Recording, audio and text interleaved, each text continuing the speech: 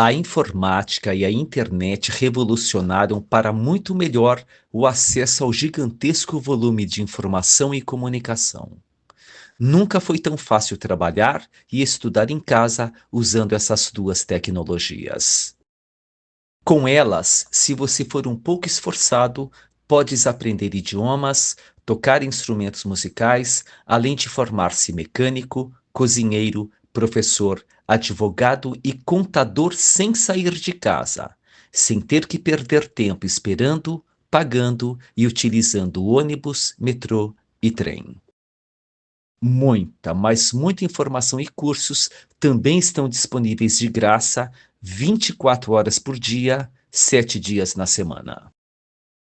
Claro que devemos saber pesquisar fontes confiáveis e ainda assim fazermos comparações com outras para certificarmos a veracidade dos dados, pois a World Wide Web também hospeda sites e canais que, embora grandes e famosos, não representam a fiel realidade dos fatos. Então não dá para acreditar cegamente no Wikipédia, InfoEscola, Portal UOL, DW Brasil, Portal Metrópolis, BBC e CNN, que costumam ser tendenciosos e propensos a pautas esquerdistas que apoiam irrestritamente, tratando-os como coitados oprimidos que devem ser especialmente protegidos e privilegiados. Esses mesmos canais também costumam atacar evangélicos, judeus, policiais e valores familiares.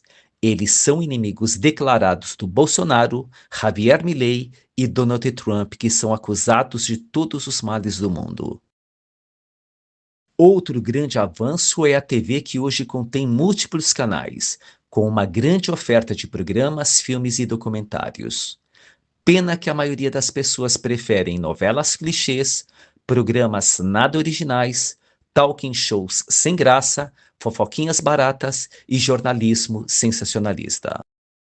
Um monte de groselhas e abobrinhas que nada acrescentam à mentalidade tacanha e obtusa daqueles que não sabem diferenciar o verbo do advérbio e o fato da opinião. Na minha época, 40, 50 anos atrás, na televisão só tínhamos a Rede Globo, Tupi, Record e Bandeirantes, que encerravam suas transmissões à meia-noite.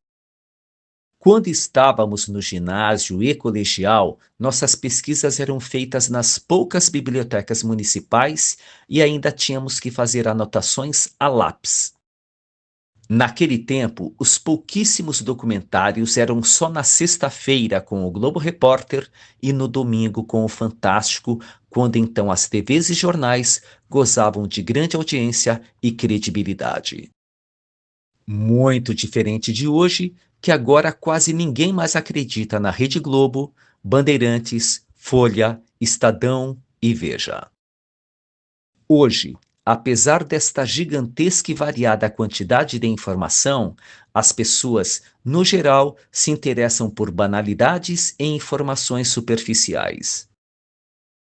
Mesmo em plena revolução tecnológica e informática, os jovens e até alguns velhos da atualidade nunca foram tão burros, incultos e alienados.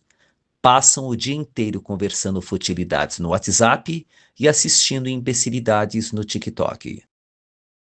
E o pior, esses idiotas preguiçosos e provincianos incrivelmente se acham muito espertos, quando não geniais. Estas bestas quadradas ou ao quadrado são a base da nossa sociedade. Bom exemplo são os nossos políticos hipócritas e aproveitadores, além de artistas e jornalistas raivosos e histéricos que só sabem vociferar fora Trump e fora Bolsonaro. Esses mentecaptos mentirosos e inescrupulosos não vieram de outro planeta. Eles são gente da nossa própria gente, preguiçosos, aproveitadores e propensos a delinquir e beligerar na primeira oportunidade. Nicolau Maquiavel, pai da ciência política ocidental, 500 anos atrás já dizia: a maldade e a injustiça só prosperam em terra de tolos e covardes. Estes idiotas inúteis até podem ir ou terem ido à faculdade, mas não leem, não sabem falar, não sabem se vestir, não sabem excremento algum, apesar de se acharem os tais, sem os quais o mundo continua tal e qual. Esses estrupícios morais e intelectuais só querem saber de carro, moto, futebol, cerveja, churrasco e as atuais músicas de péssima qualidade tipo forró, samba e sertanejo. Querem levar vantagem em tudo e ostentar um consumismo cafona muito além de suas parcas possibilidades. Justamente por isso, nunca deixarão de ser pobres.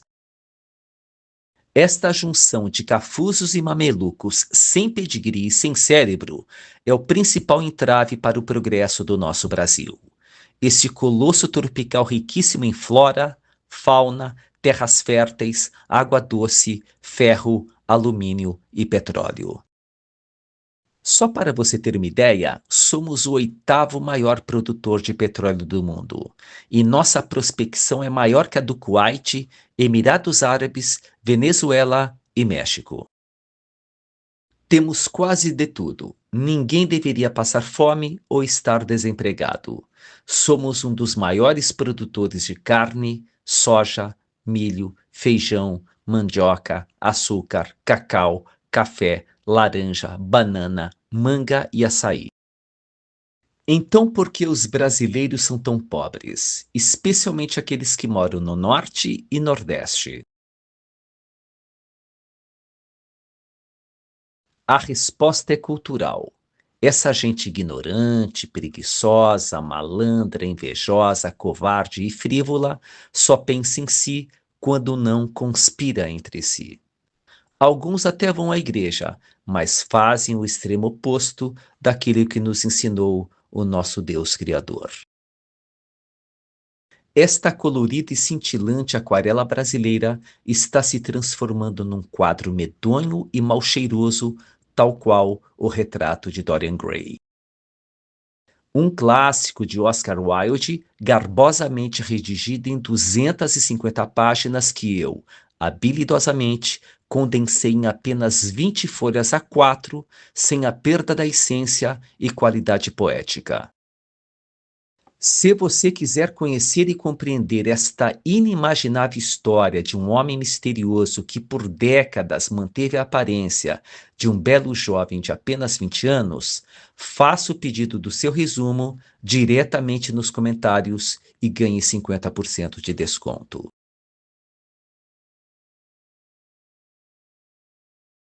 Voltando à realidade da nossa maltratada pátria, onde quase nada funciona direito, escolas, hospitais, delegacias, transporte público e órgãos fiscalizadores mais parecidos com lojas de horrores, onde todo mundo é mal atendido por servidores públicos muito bem pagos com o nosso dinheiro.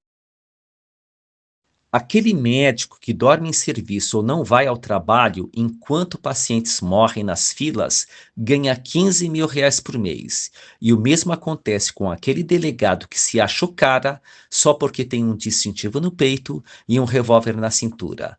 Sem falar nos fiscais que não orientam, apenas multam ou acharcam, e professores mais preocupados com panfletagem política que com ensino.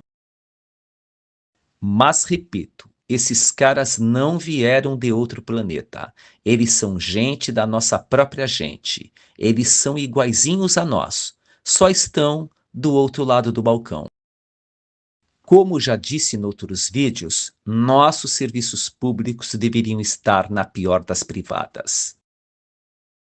E os culpados somos nós que não tivemos uma verdadeira boa educação de nossos pais e nem damos uma efetiva boa educação aos nossos filhos. Somos exatamente como aquela música do Belchior na voz de Elis Regina. Ainda somos os mesmos e vivemos. Ainda somos os mesmos e vivemos como os nossos pais.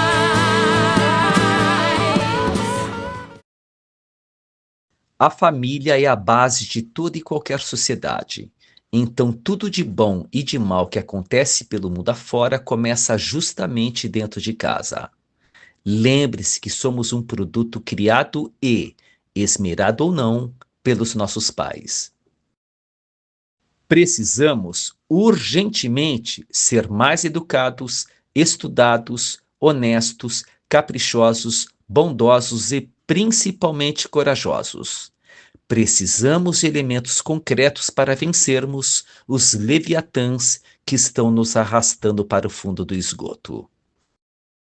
Muito diferente do que afirmam alguns filósofos, psicólogos e escritores deterministas, somos nós que moldamos a sociedade, e não o contrário. A Cabalá, o hinduísmo e o esoterismo ensinam que todos nós seremos punidos pelo bem que deixamos de praticar e também pelo mal que deixamos de combater. Então não seja covarde. Lute não apenas pelos seus direitos, mas também pelos direitos dos outros, pelo bem comum e pela democracia raptada, subvertida e agrilhoada pelo Lula, Alexandre de Moraes e suas alcateias de lobos famintos e raivosos. Por fim, faço questão honrosa de insistir nos livros, afinal, eles são as portas e as janelas de nossa alma. Então preste atenção no que eu vou dizer agora. 65% dos brasileiros nunca leram um único livro na vida. Isto mesmo, 2 em cada 3 brasileiros nunca leram um livro na vida. E os supostos 35% dos que leem consomem livros de autoajuda, livros religiosos, livros para colorir e títulos como O Diário de um Banana, Zíbia Gasparetto e O Pequeno Príncipe. Os grandes clássicos literários, inteligentes, rebuscados e que usam a norma técnica e culta, só aparecem depois da posição número 20. Ou seja, lemos pouco e ainda lemos porcaria. Agora eu pergunto para você: quantos livros você leu este ano? Quais os livros que você leu ao longo da vida? Saiba que quem lê, fala, escreve e entende muito melhor que aqueles que não leem.